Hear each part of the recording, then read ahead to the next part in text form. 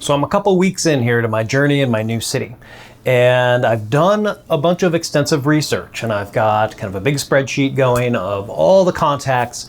I've essentially, for the different sorts of things I'm trying to market towards here in this new city, I'm basically saying, well, I need to approach the photographers that I'd like to work with because I offer a service to them.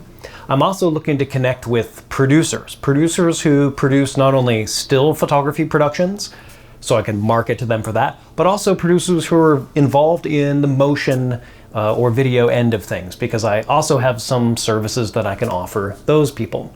So it's all about kind of figuring out what you do, what you want to be doing, and who those people are that you need to connect with. So marketing is essentially just letting people know you exist. And sales is really the point at which they get in contact and have expressed interest in purchasing your product or service. And at that point, you're looking to take that discussion further into booking you. So in our world, it's not so much that they're buying a product from me, but literally they're calling me and saying, are you available such and such dates? What are your rates? And then if there's a gear involved, talking about kit fees and things like that for the equipment. So it's about kind of locking in those dates. Often, if they're not sure they have the job, then they'll do what's called put me on hold. So then I'll be on hold. If somebody else calls me for those exact days, it will depend. If the second tier of people contact me for those same days, I'll try to find out if what they have is a solid booking. If it is, I can try to get the previous hold to release me. But essentially, if I'm on hold with that first person, I'm sort of like beholden to them to be available to them. That's sort of what the hold is. But if they don't think that they can book me, it's nice of them to release me so that I can go and actually get work with somebody else if somebody else has a solid, firm booking. So that's kind of how that works. In some cases, people will put you on a second hold. I've never been in that situation of being in second holds, but sometimes that comes up if there's, a lot of people they can choose from. So essentially what I'm trying to do is take this person's information and reach out to them. In some cases, I have a physical address and I can reach out to them via US Post. I'll also try to reach out via email. I'm essentially just trying to land on their radar, to let them know I exist, let them know what I do. Do I think they will hire me? I don't really know. I don't really know if they have any work. There's some cases that I've contacted, say, photographers saying, hey, I'm a digital tech, I'm gonna do some work for you. And then I find out that maybe they're breaking in themselves, that they don't have any work. Or maybe they're actually a photo assistant who has a website presence and they're trying to become a photographer and I'm reaching out to them, they don't have any work. So a lot of this though this networking is really just word of mouth. So it's like I'm trying to get on somebody's radar to not only have them hire me if they need me, but maybe they're working on a project and somebody says, hey, we need such and such, and then I come to mind for them. And all of a sudden they're saying, oh yeah, I have somebody I can refer you to. So that's the idea, is I'm trying to cast this wide net. And how do I do this? Well, I have my spreadsheet of all my contacts, okay? And then I have gone to Office Max or Office Depot, Staples, Office Store, what have you, and I've gotten the appropriate Avery labels that I want to use for an envelope. And I am using Photoshop to take that template and essentially tweak, because I want their information, their address information, to show up sort of exactly in the center or, off to one side slightly. I want it to look good on the label, essentially. And then I take that label after I've printed out their information and I affix it to an envelope, and then I'll have my return information here. And then I've printed out a number of promo cards. So depending upon what I'm marketing for and who I'm marketing to, I'll then, get that card in this envelope, and then I'll have, in a lot of cases, a little cover letter. I don't usually include a resume. I always feel like resumes are a little bit more here's my whole life story and all of the work that I've done since I was, 14 or whatever. It's I don't know, if somebody asks me for a resume, they want to see that, I can provide that. But in the creative fields, I think it's more about, at least as far as this freelance type work, more about what do you do? Are you competent at doing it? And then, knowing your rates and your availability and being super reliable. You say you're going to be there at a certain time, you're there, and you're there early, and you're ready to go. You're rocking and rolling. I think that's probably more important than whatever somebody wants to say about themselves on a resume. And so I usually don't include a resume. It's all about like, I want my message to be concise. Here's who I am, here's what I do, or here's how to contact me. If you want more information, here are my websites. Make it look good, make it look pretty, make it look professional. I even use the same typeface as I do in all my other branding, and I carry all my colors consistently through the same branding colors so that my package looks professional. And if I'm handling somebody's assets, or if I'm working on something as important as recording sound for their film, or if I'm working as a photographer on a project and I'm handling those photographic assets as the photographer, I want to make sure that my message is consistent and that I'm going to be treating their work with the same professionalism. And yeah, that's basically it. Then I throw a stamp on it. I put a little cover letter in there.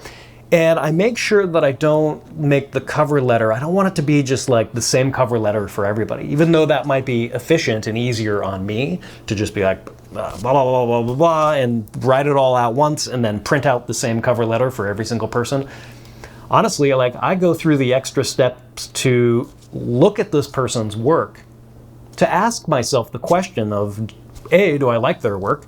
B, do I think I'd like to work on set in this genre? Is this work that they do something that appeals to me as a, whatever it may be, whether I want to work with that director or that DP or that producer? Are they pumping out content that needs what I do?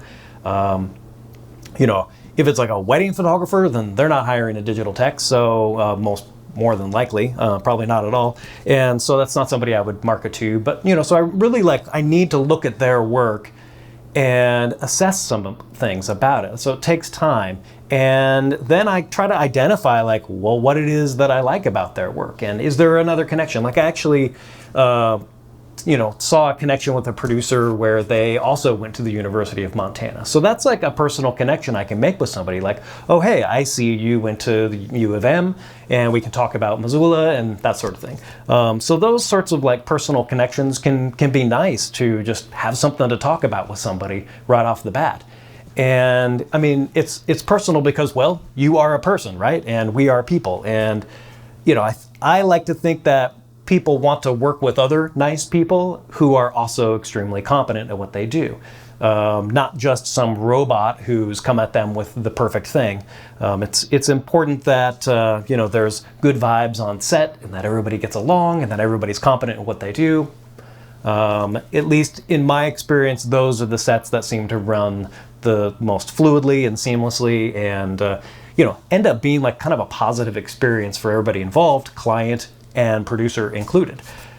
So that's it in a nutshell. I go through all the boring work of compiling my data, and then I apply that data to Avery labels. I put them onto envelopes. I put my promo card in that envelope with a cover letter, and I mail it off. And I note on my spreadsheet the date that I mailed it off, so that, and kind of the date that I think it's going to land on their desk, depending on, probably one day to cruise around the city, one or 2 days in US Post. And so I kind of get that on my calendar, maybe a week and a half, 10 days or 2 weeks out from the time I think they received it. That might be the time I might then reach out with an email, and that kind of reminds them. And, this is direct marketing. So yes, I am going to receive rejection. Yes, I probably will get somebody that says they're not interested, or they have somebody, or whatever it may be.